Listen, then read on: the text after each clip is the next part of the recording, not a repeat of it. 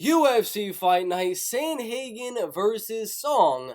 Full card prediction, we got the main event. Corey Sandhagen, Yadong Song, Gregory Rodriguez, Chidi and Joe Kawani, and a lot of other good fights. If you want to look at it, go to the Tapology and press the card. But there are some good fights and ones that I am definitely looking forward to. A lot of fighters that I think could be future top 15 guys, like Pat Sabatini, Javid, Basharat, Denise, Gomes right there, possibly maybe a Daniel Zellhuber as well, and a few guys on the main card, but it's going to be a legit fight card. I can't wait. Let's do the full card prediction as we get into the first fight here in the strawweight division. Denise Gomes and Loma Lookboonmee in the strawweight division. Now, this is a close fight. Now, originally, I was going to be predicting Denise Gomes to win this fight. She's 22 and a half years old. She's a little bit taller than Loma Lookboonmee, a little bit lengthier, puts on good pressure, puts on a good amount of volume, mixes in some takedowns every now and then. And then I switched over to Loma Lookboonmee for a second there, and I was like, no, she's too skilled. She's Muay Thai base. She's over there at the Lookboonmee Muay Thai gym, Bangto Muay Thai and MMA. I mean, she's got very good kicking, very good volume on the feet, and she's probably just going to outstrike Denise Gomes a little bit here and barely edge out a 29-28 decision. But then I'm remembering, we just saw Nate Diaz put on an ungodly amount of pressure on the Tony Ferguson. He did stop a little bit every now and then to do his little antics, but Denise Gomes is going to go out there. She's going to eat shots from Loma Lookboonmee to put on some huge pressure onto Loma Lookboonmee here. And it's going to be a close fight. It's going to be one of those where, oh my gosh, Loma Lookboonmee got robbed. Denise Gomes got robbed. But really, it's going to be one of those that honestly could have gone either way. What do you value more? Denise Gomez's pressure, volume, and landing some big shots? Or do you value the sticking and moving of Loma Lookboonmee, staying on the outside, landing more shots, getting some kicks in, and mixing in some takedowns and things like that? I'm going to have to go with Denise Gomes. Am I confident on this pick? Heck to the no. I mean, Loma Lookboonmee can easily win this fight if the judges are deciding that they would rather like volume rather than Denise Gomes is mixing in some takedowns, laying some big shots, some knees in the clinch, some elbows in the clinch, some spinning back fists that she liked to do on the Contender Series. So it's going to be an interesting fight. Denise literally just fought about 2 weeks ago, so it should be interesting to see what happens here. Again, could go either way, just depends on who the judges really feel wins the fight. I mean, obviously, that's what the judges are judging, but how they think the judge should go. Like, should they go to the one that's going for more volume? Should they go for the one that's mixing in takedowns? Should they go for the one that's not landing as much volume, but hitting a little bit harder? I think they're going to go Denise Gomes. Her clinch game is very good. Her knees, her elbows, and things like that are very solid, and I think that's going to be the outlier here, is those kind of grappling little situations where Loma is going to be looking to maybe get out of there and get back to that range, or she's going to be looking for a takedown of her own, whereas Denise Gomes is literally just going to be looking for knees and elbows and knees and elbows, and she's going to be racking up strikes in that clinching scenario, and then landing some big shots on the feet. It's a close one. Betting odds have Loma Lookboonmee at almost a 3-1 favorite the last time I checked the betting odds. As of right now, they do have Loma at minus 250. I'm going to go the underdog at plus 220 in Denise Gomes to barely edge out a very close decision on the judges' scorecards. It's one of those ones, again, could go either way. Underdog or pass if you're betting it. Denise Gomes by a very close 29-28 decision. Javid, Basharat, and Tony Gravely in the bantamweight division. Now, I'm going to say it right now. Anyone out here looking to bet Javid, Basharat, I'm going to say no. I'm going to literally go out there and say do not do it. Let's take a look at the betting odds here really quick. Minus 194 for Javid. Minus 215 for Javid, Basharat. Now, that is crazy in my opinion. Right now, they're both in around their prime of their MMA careers.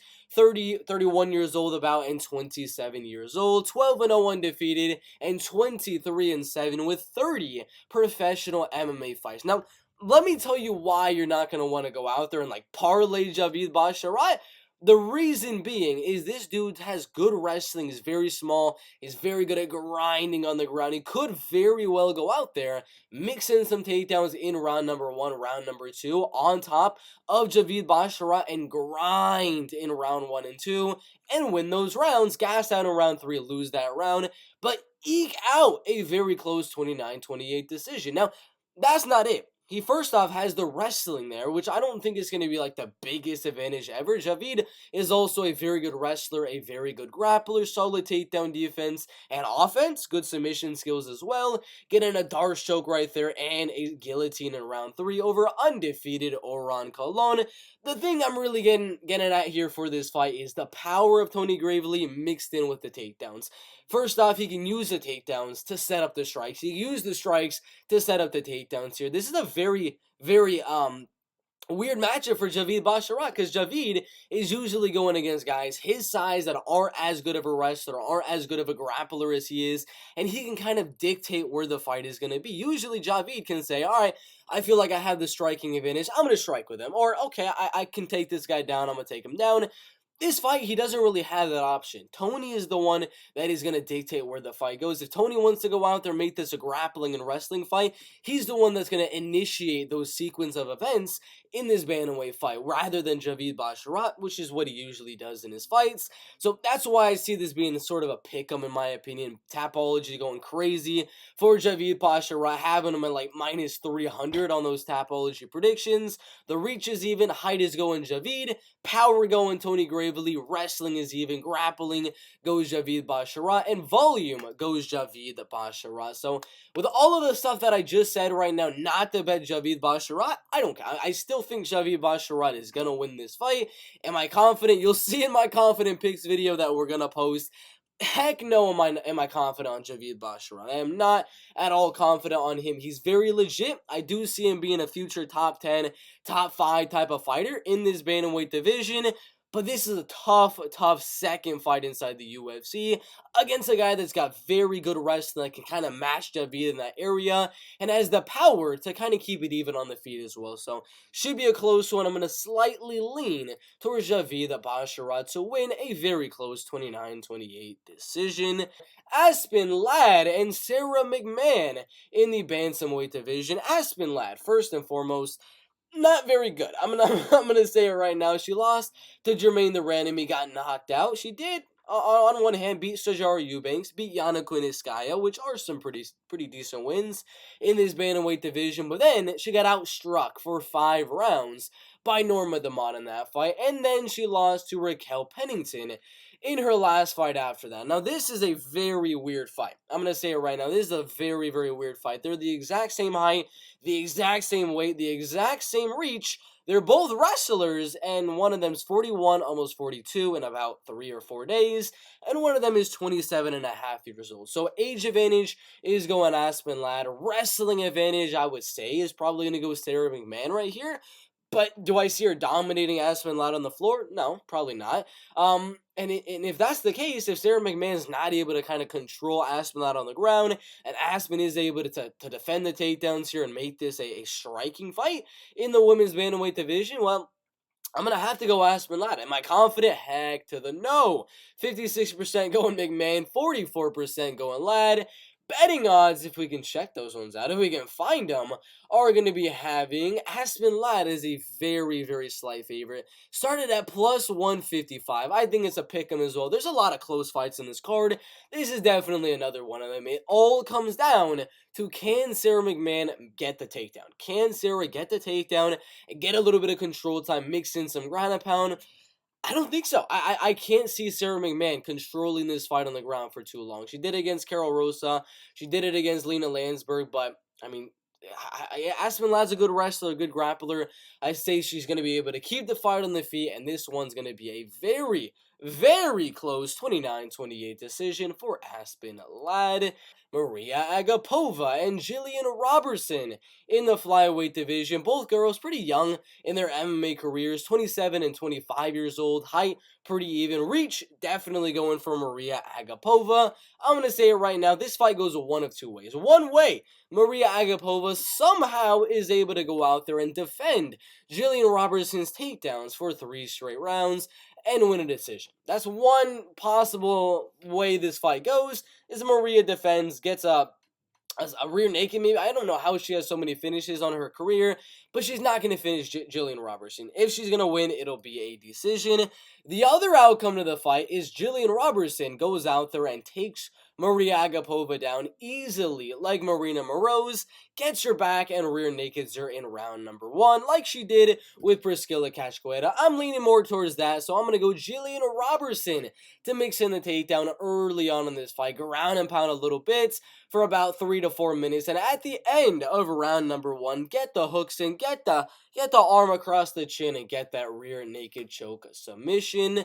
Anthony Hernandez and Marc-Andre Barriault in the middleweight division, 32 and 28 years old, height and reach, pretty similar, little advantage there, but let's talk about the matchup. So, Anthony Hernandez has better jiu-jitsu in my opinion.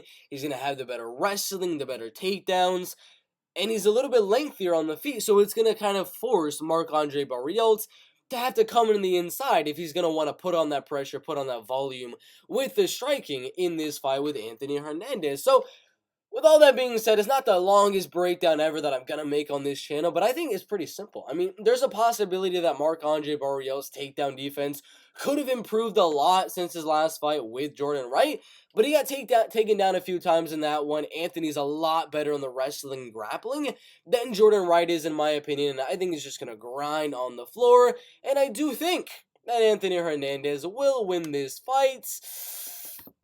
I'm gonna go submission. I think this is gonna be a grinding fight. And I think Anthony, at one point or another, later on in round 2 or round 3, will find an opening for the choke and submit Marc-Andre Barriault in the 2nd or 3rd rounds. Damon Jackson and Pat Sabatini in the featherweight division. Pat Sabatini, 31 and 10 months old. 31 years and 10 months old. Not as tall and not as lengthy as Damon Jackson here. Striking wise, it's going to be even. Pat is going to be pressuring, is going to be throwing the volume, trying to land some big shots onto Damon Jackson, and Damon is just trying to stay on the outside, stay away from the pressure, stay away from the volume and the takedowns of Pat Sabatini, and just try to point fight a little bit here. Damon's not really known for having KO power or anything like that. Neither is Pat Sabatini, but if I would have to pick one guy to get the knockout on the feet, it'd probably be Pat Sabatini, if I'm being quite honest with you. But this one comes down to who's going to get the takedown. I mean, striking-wise, it's probably going to be pretty even, and the judges will probably give it to either guy. It'll go either way if it's a 3-round striking fight. It all comes down to who's landing the takedowns. Pat Sabatini, in my opinion, is going to be that guy. Going out there, dominating Tucker Lutz in their fight, taking down TJ Laramie in their fight, submitting Jamal Emmers, Tristan Connolly beating him by unanimous decision. I mean, he's been getting the takedowns so easily in his last 4 fights. I mean, he's very, very legit, has very good wrestling and very good grappling and solid pressure as well. And Damon does not like the pressure. I think round 1 is going to be a little bit of a striking match here, but round 2 and round 3, that's where Pat is really going to start to put on the pressure. And because Pat, in my opinion, is going to have the volume advantage here, is going to have the cardio advantage over Damon Jackson, I think round 1, it could go either way. Beats me who wins that round. Round 2 and round 3, that's where Pat Sabatini is really going to start to unload of the striking and really start to focus on taking down and ground and pounding Damon Jackson to possibly find an opening for a submission. So I think round 2, round 3 are Pat Sabatini's, and this will be a 30-27 and 29-28 unanimous decision. Judges will have it a pretty close first round that'll go either way, but I'm gonna go Pat Sabatini to win that fight. Trevin Giles and Luis Cosce in the welterweight division. Now, am I confident on my prediction I'm about to make? No. First thing is first, Luis Cosce has power. The man is 7-1 with all of those 7 wins coming in round number 1, with all but 1 coming by KO or TKO, 1 guillotine over an 18-42 fighter. Now, is he a very technical striker? Is he a very good wrestler? A very good grappler? Is he really good in any aspect of the game?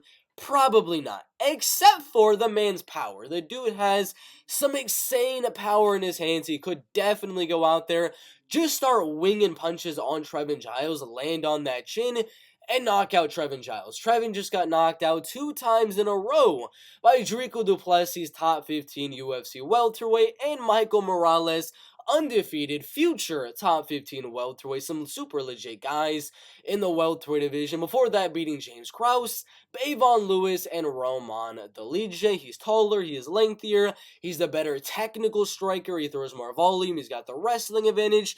He has all of the advantages there is known to man over Luis Cosce, except for the power.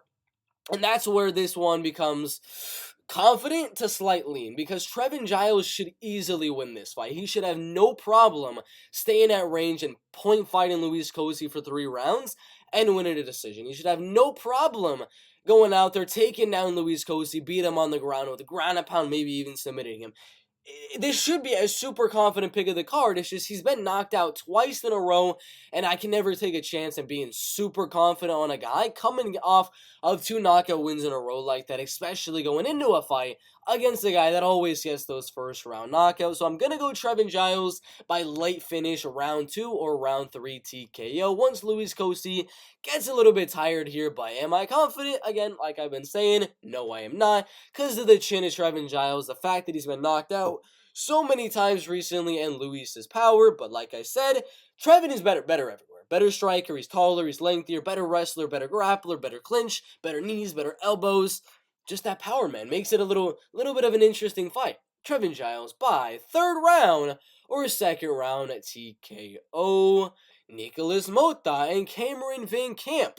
In the lightweight division, Cameron VanCamp, 29 and 4 months old right there. He's a lot taller and a lot lengthier than Nikolas Motta in this fight. Went to welterweight on short notice to fight Andre Filio, and he ended up losing that fight, but he looked good. He rocked Andre Filio in that fight. Actually was outstriking him, landing more strikes and landing the harder shots up until that left hook landed. So Cameron VanCamp, we thought of him to be mostly just a wrestler, a grappler going out there looking for the doors, the rear naked, the armbar, and things like that. But the dude is legit on the feet as well, which makes this one a heck of a lot more interesting. And Nikolas Motta is a very powerful puncher, going out there, knocking out Cesar Balcameda. Juan Gonzalez got a decision win there, and a decision on Joseph Lowry, but he did get knocked out by Robert Hale, and he did get knocked out by Jim Miller right there. And what I see happening here is Nikolas Motta is going to look pretty good for a little bit. He'll land some good shots. Cameron's going to be moving his head, standing on the outside, looking to land his shots on the outside, jabbing a 1-2 and jabbing a 1-2 and leg kicking at range. And eventually, because I think Nikolas Motta's chin really is not the most impressive thing, considering he's been knocked out in all 3 of his most recent losses, and then a guillotine before that. I don't know what's up with the man's chin, but he's got 3 first-round knockout losses. 2 first rounds and a second-round knockout loss to Jim Miller. It just makes it a heck of a lot more interesting, considering Cameron just almost knocked out Andre Filio in the welterweight division when he is a lightweight. I think Cameron's going to be bigger. I think he will have the striking advantage at range, and that'll force Nikolas Motta to close the distance where Cameron can counter and potentially mix in a takedown. I think Cameron VanCamp will rock Nikolas Motta on the feet with a good right hand, and then he'll take down Nikolas Motta, get his back, and rear naked choke submit him in round number 2. Cameron VanCamp as a 2-1 underdog. I think that's what he's at. He could be more, could be less. He's at 2-1 underdog, plus 200 on the betting odds. I got him winning by a submission in round number 2. Daniel Zellhuber and Trey Ogden in the lightweight division. If you watch my most confident picks video we're about to make, come on, Daniel Zellhuber is on top of that list. He's very, very high on that list. 23 years old. He's taller. He's a heck of a lot lengthier with a 77-inch reach for the lightweight division. That is absolutely amazing for Daniel Zellhuber in this fight. He's very young. He's a very good kickboxer, very good striker. He throws more volume than Trey Ogden. He's a lot more powerful than Trey Ogden, and his takedown defense honestly is pretty solid in my opinion as well. Did beat Lucas Almeida on Dana White's Contender Series, the man, the myth, the legend that went out there and knocked out Mike Trizano right there, and is about to fight Zubaira Tukhugov.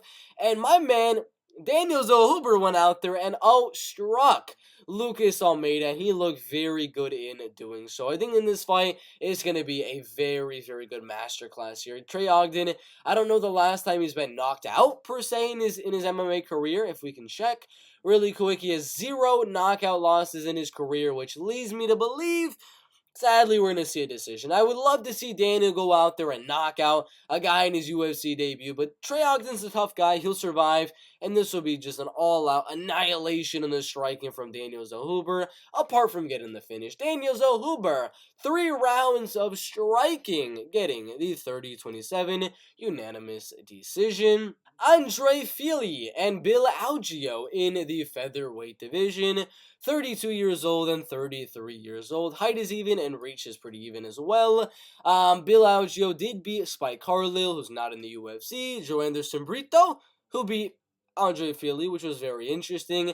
And then he just beat Herbert Burns. Wrestling and grappling for this fight, I don't see too much of it, to be honest. Andre actually lands more takedowns and mixes in more wrestling than Bill Algeo does in his fight. So I kind of predict a stalemate when it comes to the wrestling and grappling in this fight with Bill Algeo and Andre Fili. And when it comes to the striking of Bill Algeo and Andre Fili, I do believe Andre's going to be slightly the better striker. He's going to be a little bit, throwing a little bit more volume, stand on the outside, picking his shots very nice, being the more technical striker. Bill is going to be the more Nate Diaz type of striker, pressuring forward, looking at lane, and putting on that pressure towards Andre Fili. But I see this being a 3-round kickboxing affair, and Bill Algeo doesn't really do good in those type of fights. Lost to Ricardo Lamas in a similar fight. Lost to Ricardo Ramos in a similar fight. I think Andre Fili takes a page out of the Ricardo Ramos and Ricardo Lamas book and just stays in the outside and kickbox with Bill Algeo for 3 straight rounds. I got Andre Fili winning this fight by a very close 29-28 decision, but it should be a -110, -110. Alen, Amedovski, and Joseph Pfeiffer in the middleweight division. Come on, guys. Come on, guys. Come on. Alen Amedovski's totally going to win the fight. Now, come on. Joseph Pfeiffer by KO or TKO in round 1 or in round number 2. Going out there, knocking out Ozzy Diaz on Dana White's Contender Series. The man has crazy good power in his hands. And Alen Amedovski does not have a chin. Got knocked out against John Phillips, who's not even that good of a striker. And got rocked against Joseph Holmes and submitted in that one. Lost a unanimous decision to Krzysztof Jotko. I don't know how he's still in the UFC after a 3-fight losing streak. But now he is fighting Joseph Pfeiffer. And Joseph, I'm going to be dead honest with you, has the wrestling advantage here. I'm going to be completely honest.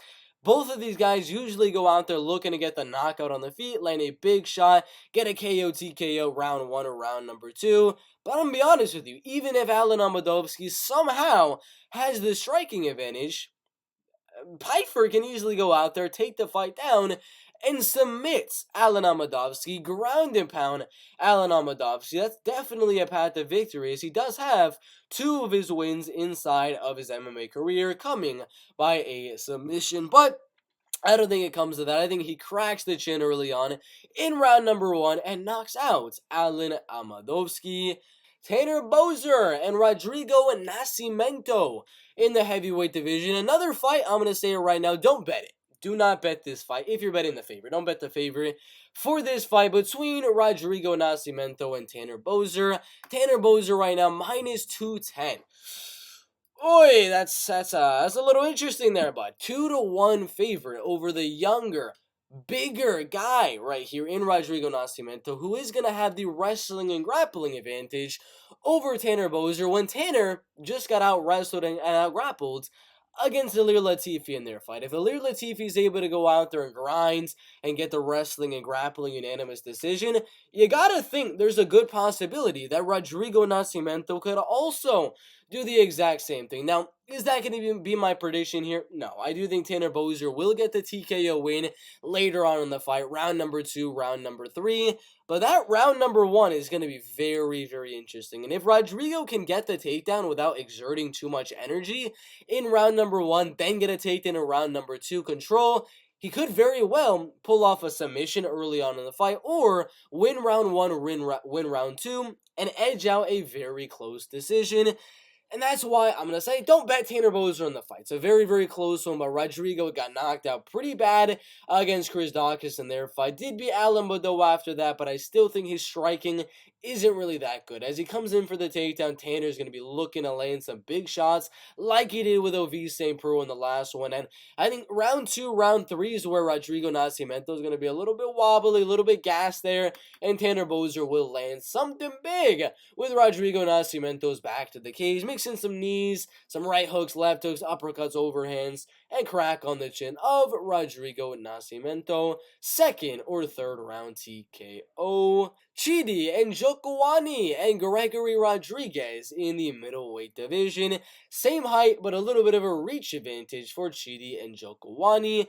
Age is going to go Gregory as he is in his prime at 30.5 years old, beating Julian Marquez in his last fight by knockout. The dude has fell in love with his hands, knocking out Junyon Park, beating Dusko Todorovic, and then knocking out Josh Frams inside the LFA, losing to Armand Petrosian in a fight that could have gone either way. Chidi and Njokuani beating Christian Torres, Mario Souza on the Contender Series, then knocking out Marc Andre and Dusko Todorovic. Striking, I see being pretty even. I think Gregory will put on the pressure, put on the volume, come forward on Chidi and try to get his back to the cage and land something big. But Chidi is also a very good striker, very tall, very lengthy, and is going to be looking to counter Gregory Rodriguez when he comes in. And this should be interesting. Dusko was able to land some takedowns on Chidi and Njokuani. I do think Gregory Rodriguez will be able to mix in 1 or 2 takedowns in this fight as well. So, with all that being said, I'm going to go Gregory Rodriguez to win this fight by a 29-28 decision. I think the striking is going to be pretty even. Gregory's going to land a little bit of some big shots that are going to rock Chidi and Njokuani. Chidi's going to land some big shots that are going to rock Gregory Rodriguez. Volume's going to be even. Power's going to be even. And then the takedowns of Gregory Rodriguez are going to be what gets him the win. It all comes down to, is he actually going to attempt those takedowns? It's the smartest game plan from Gregory, given how close the fight would be in the striking, and I would actually say he'd probably lose the fight on their judges' scorecards if it is 3 rounds of striking.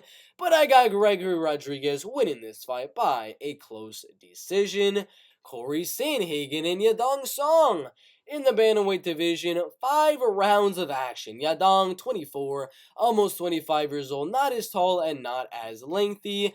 Is going to have the power advantage. They're going to have the pressuring advantage, trying to go out there, do what Piotr Yan was able to do in the later rounds of their fight. Put on the pressure on Corey Sandhagen and land some big shots coming in. Corey is going to be using his height, using his reach, standing the outside, being elusive, kicking at range, kneeing at range, and things like that. Just 1-2 and 1-2 and 1-2 and standing the outside and trying to win a decision. Only way I see Yadong winning this fight is if he can somehow get a finish early on in this fight, or if he's able to go out there and rock Corey Sandhagen in a lot of these rounds. That's the only way he's going to win, is if the rounds are very, very even in volume, and Yadong Song just every round, kind of like a Marlon Chito Vera, is able to land one big shot. The judges are going to be like, oh, wow, alright, that round is going to go towards Yadong Song. It really comes down to those moments of Yadong Song, because I don't think he's going to get a knockout win onto Corey Sandhagen on the fight. Gonna come down to, can he go out there, keep the volume very, very even with Corey Sandhagen, and every round make one big moment that'll stand out above the rest for those judges to make those decisions on the judges' scorecards. And I don't think so. Corey's elusiveness is going to make him be able to land a lot more volume than Yadong Song. And even if Yadong Song is able to land one of those big shots in a lot of these rounds, I still don't think it's going to be enough for him to win the fight, considering how tall, how lengthy, how elusive Corey Sandhagen will be in this fight and landing a lot of volume at range. So it's going to be a fun one, possible fight of the night, but I think that one is definitely going to go to Gregory Rodriguez and Chidi and Njokuani. I got Corey Sandhagen by a 48-47 decision. That is it for the full card prediction. I got Corey Sandhagen by decision. Gregory Rodriguez by decision, Tanner Boser by TKO round 2, round 3, Joseph Pfeiffer round 1 knockout, Andre Fili decision, Daniel Zellhuber decision, Cameron VanCamp, second round submission, Trevin Giles, second or third round TKO, Pat Sabatini decision, Anthony Hernandez submission in round 2 or round 3, Gillian Robertson by a submission, Aspen lad by a close decision, Javid Basharat by a very close decision, and Denise Gomes by a very close decision. We got some good fights for UFC Fight Night. Sandhagen versus Song. Those are my full card predictions. Make sure y'all like this video. Trying to get it 100 likes, and we're trying to hit my goal of 9,000 subscribers by the end of September. And we're trying to get to 10,000 subscribers by the end of October. So I would greatly appreciate it if you guys would hit that subscribe button, like the video, and put all your predictions down below in the comment section. Thank you guys for watching. We'll see you in the next one.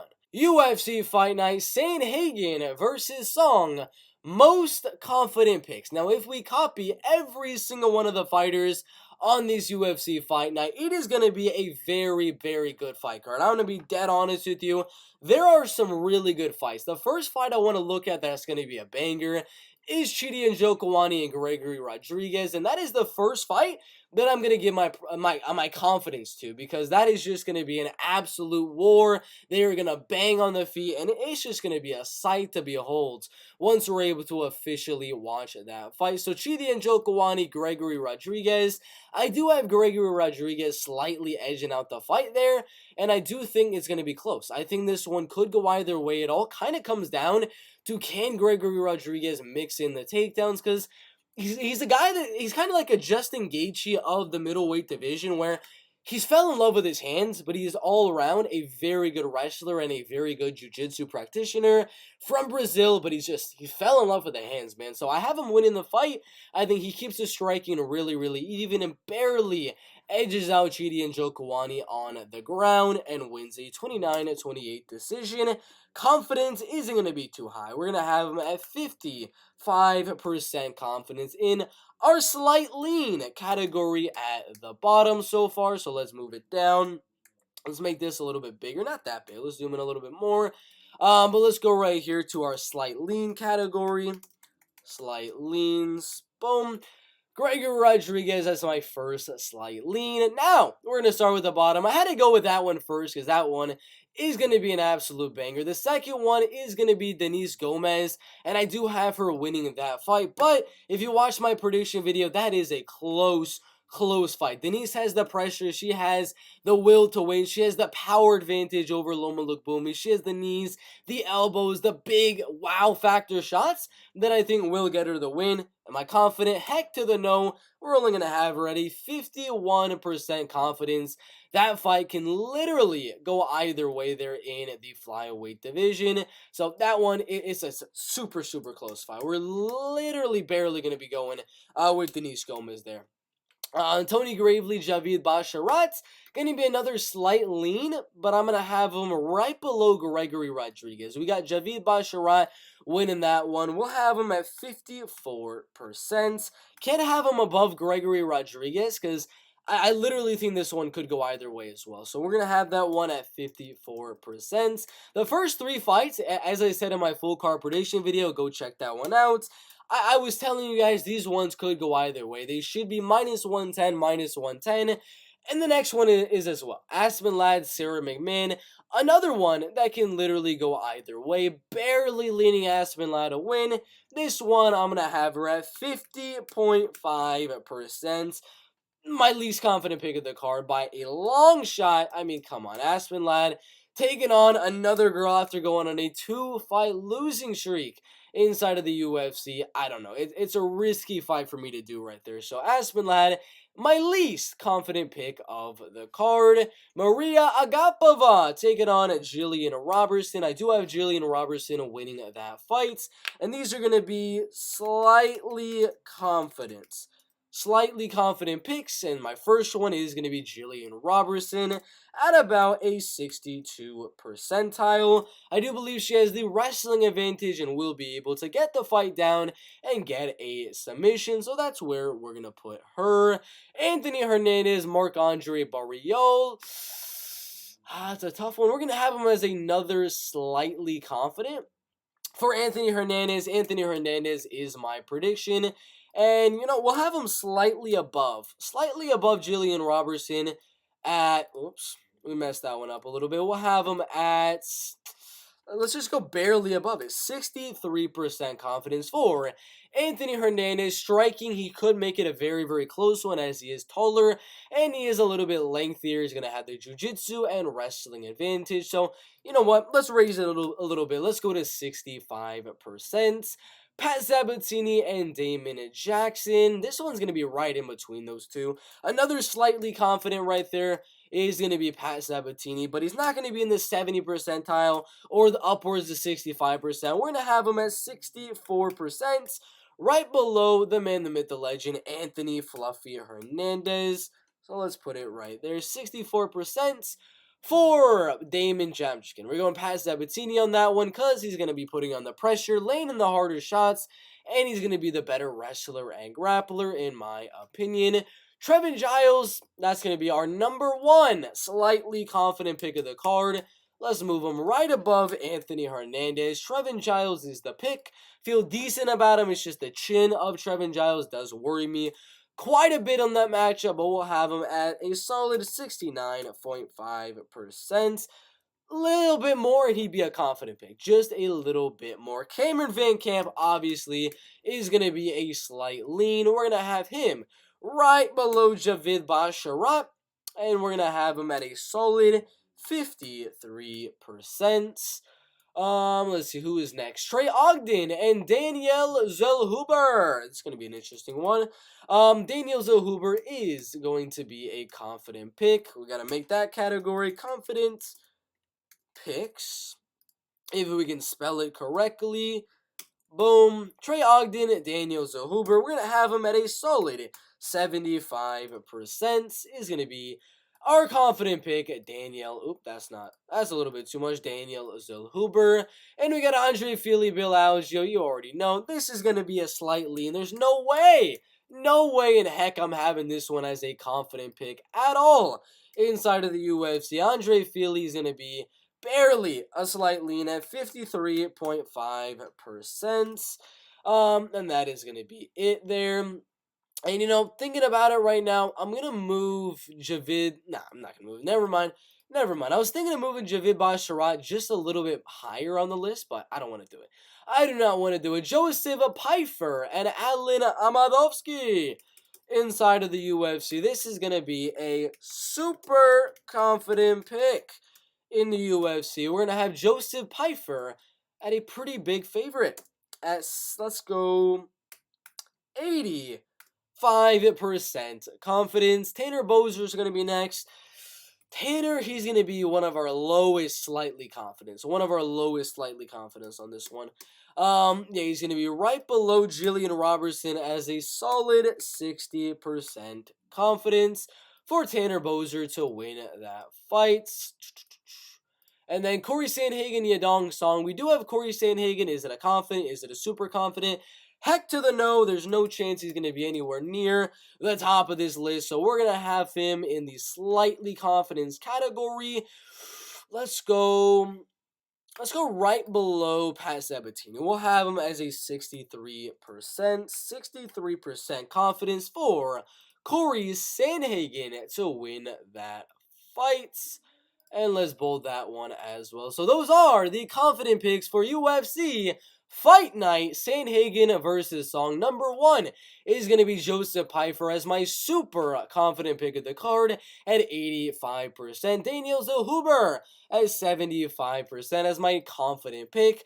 And we got a lot of slightly confident picks. These ones a little bit of a push could get them to that confident picks category, but overall, they're not confident picks. They're almost there. There's just some warning signs that lead me to not have them as a confident pick.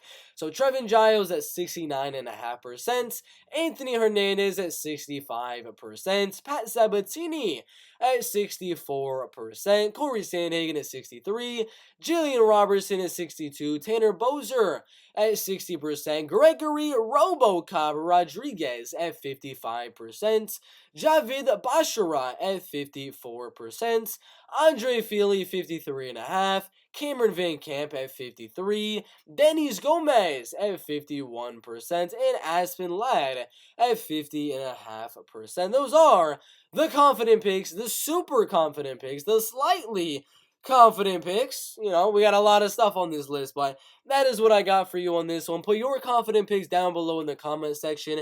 And if you are watching this one live or when you're watching the actual video, make sure y'all hit the like button and subscribe. We're trying to get this channel to 9,000 subscribers by the end of September. We don't have too long before that mark is going to be done. So we need 300 more subscribers in about 19 days. That is about, let's do the math really quick, 5, 10, 15, about 15 to 20 subscribers a day. I think we can do it, but make sure everyone watching subscribe down below in the comment section. Help me reach the goal of 9,000 subscribers by the end of the month and 10,000 subscribers by Halloween. Thank you guys for watching. Like the video, subscribe, put your confident picks down below, and we'll see you in the next video.